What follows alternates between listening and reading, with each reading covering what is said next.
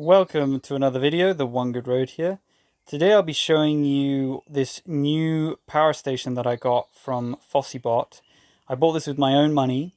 It's another way to expand your off-grid living by having one of these off-grid batteries, and it's a really fantastic unit. So I bought this one.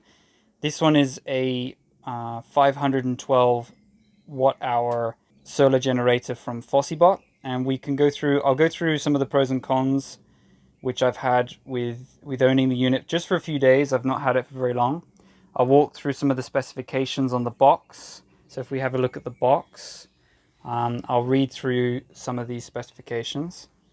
So we have it's a LiPo 4 chemistry. That's the battery type. It's 512 watt hours.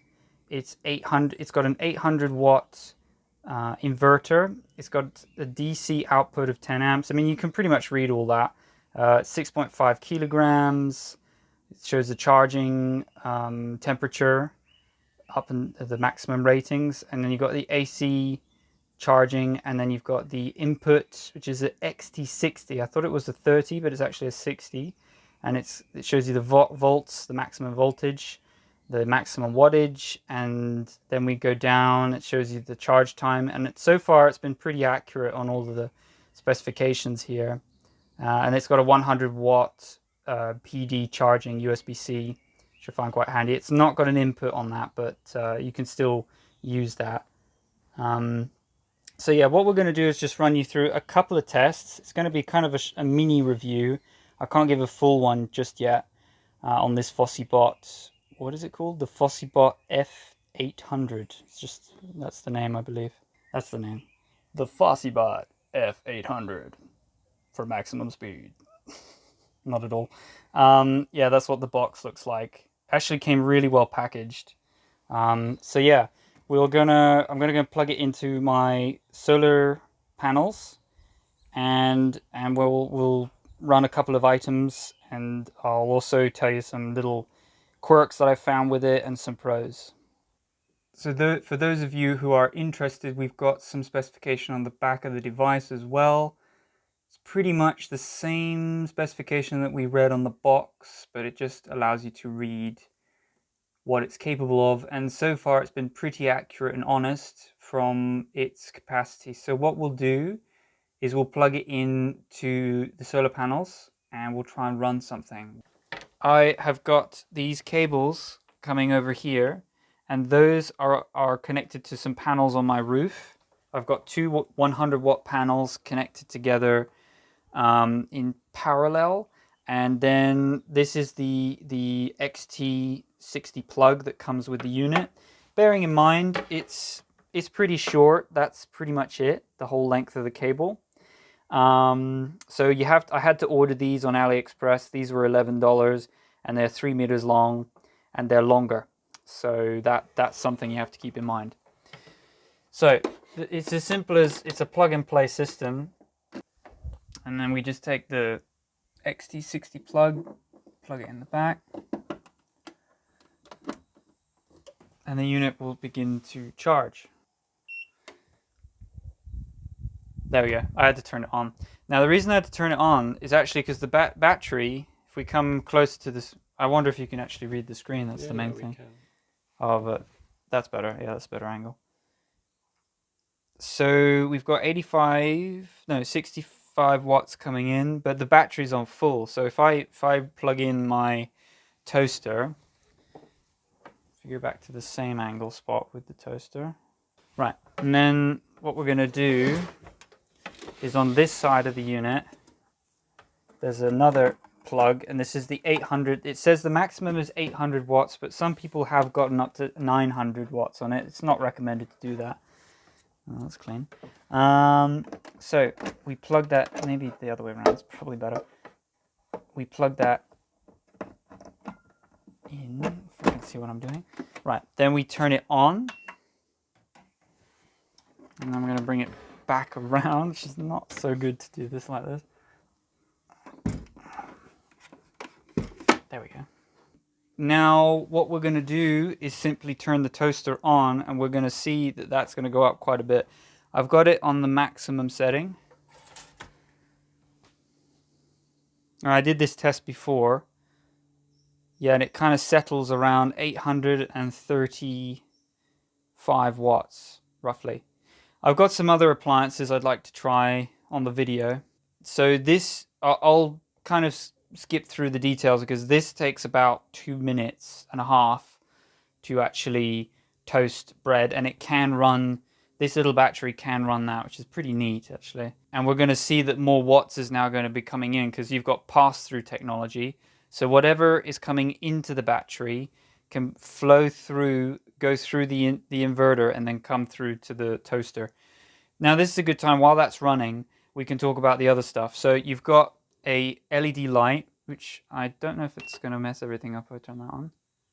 No, it's fine. It's recommended not to plug in anything else when you're running this much wattage, which I've discovered on my other unit, which has a 300 watt inverter on it.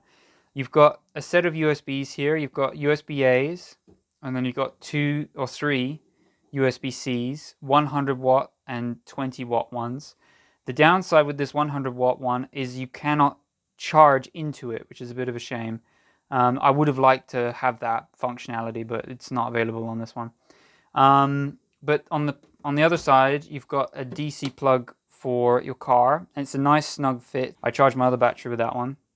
And then this is a DC plug. This is a 6530, so 6530, which means it's bigger than the regular ones, which is a bit of a shame. So it doesn't come with anything in the box for that.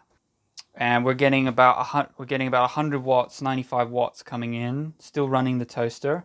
What else do we have? I can go through the manual in the meantime. Not very.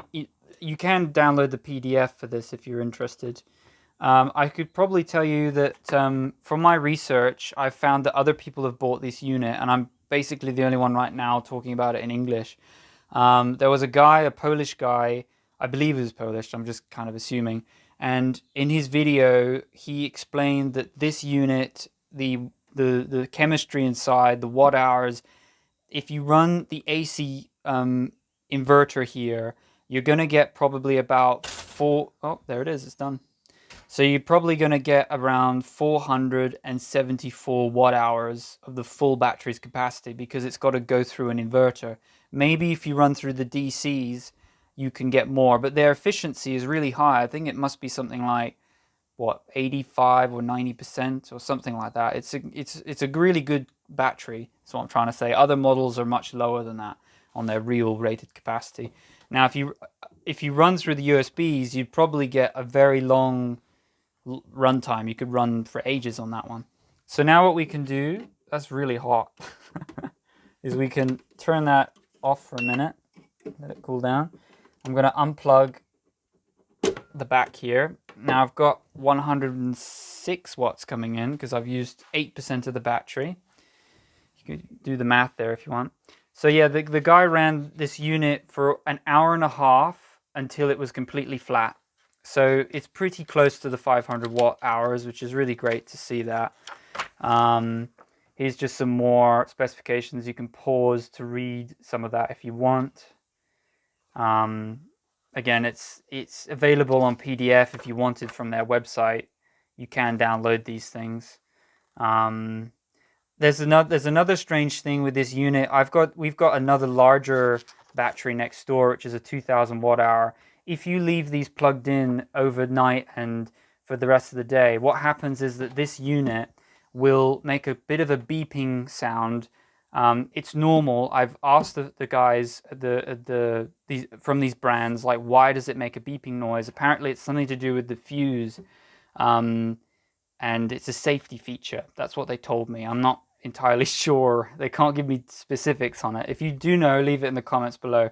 But basically, if I leave it in overnight and I run it during the day, it can make a beeping noise, and it tries to start the unit, but it can't start it, and it just keeps making a beeping noise. So you have to turn it on, and then it starts charging, and it stops. And at the end of the day, it kind of does the same thing. So if you leave it continuously like this, it does this. Okay, so now we've plugged in the other unit. We've got the electric kettle, the portable electric kettle. It's using 325 watts, and then it kind of dips down to 100 watts when it's finished. And this is going to be a good stress test for it to see, you know, after I've ran an 800 watt toaster, can it then run the 300 watt kettle straight after that? I haven't dared to try and run 1000 watts, but it does have a surge rating up to 1600 watts, which is quite handy. For solar panel advice, I might want to say that I think you can over panel this system, and it shouldn't do anything too bad to the system as long as you don't go over the voltage, then you'd be fine. The only weird hiccup I had was that the USBs one time they were beeping. I think maybe I had two plugged in like this. It was a USB-C and an A, and it just beeped. I don't know why. And then I turned it back off, turned it back on, and it seemed to went away. I'm not entirely sure what that was about, but that was the only weird little hiccup I had. Actually, the manual's pretty short. That's the English part actually there. It's pretty short. You do get a 2-year warranty, I believe, if you buy straight from Fossibot. And also, I'll be leaving an affiliate link down below if you want to save some money. I'll try and see if I can get any coupons as well. I managed to get some coupons on this, so that helped. Now, the reason I would recommend going with something like this versus another one where you could get 500 watt hours, the downside is that if you go for another company, you're not going to get fast charging like this one. I've registered 150 watts. I even saw 212 briefly, which was kind of odd. But I got consistently 150 watts and it charged really well. So that's just something to keep in mind, is that the charging on this kind of unit, it's going to be better than on another unit which charges via the DC port. And then you've got other features on it, but it's actually quite a basic one. I've seen Afaria selling pretty much the same chassis, so I think they're copying it, or they've both got the same manufacturer, and then they're just putting their branding at the bottom there. And also it's kind of cute because we've got the bigger model. We've got another 2000 watt hour one from Afaria, and it's funny that this looks like a mini version of that, and it's actually a lot lighter. I mean, I'm not going to pick it up while it's running, but it weighs only 6.5 kilos, so it's a lot lighter. And then there's many other appliances, but I think you get the gist that, you know, I've also got my Mac here. Seems to be handling it. But I have gone up to, so where it's this little unit here, this display is saying 72 degrees Celsius at the moment, not Fahrenheit. Yep, seems to be running it just fine. Looking pretty good, charging from solar, baby. I'm gonna have to leave this battery on for a while to get my power back. Because I live off grid on this system. This covers all of my needs. And I've got a plan actually to also work on heating up a shower system with this thing. It's pretty cool. Yeah, so it seems to run that. It's charging it fine through the USB port, USB-C. I need to use a 100 watt port to do that. So I don't need to charge it at the moment, but that proves that it just works. I do recommend it, so have a look at the link below, and we'll see in the next few months how the unit, because I prefer to give an honest review later on how the unit's performing. I can also kind of compare it to the Vevor battery, which is currently all plugged in at the moment, so I'm not going to try to undo that. You see it's gone down a little bit now. Okay, so that's pretty much it for this video. Leave a like, subscribe for some more future content of living off grid. Got some other battery reviews and other solar panel reviews I might want to do in the future. There's also, you know, bike reviews I still like to do now and then.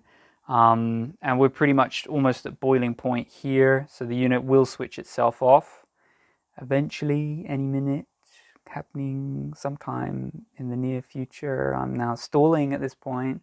Please just keep subscribing, keep clicking the like button, and you can just wait for this thing to boil and just leave it to record and just, yeah, enjoy this moment with us. Yeah, it's just so beautiful this time of year watching this kind of boiling of water. This is what I do most of the time. I just watch kettles just boil, and Some might find it a little bit boring watching this kind of like paint dry kind of effect, but I actually think there's a lot of beauty to this. And this is what I do most of my... Oh, there we go. Thanks for watching. Bye.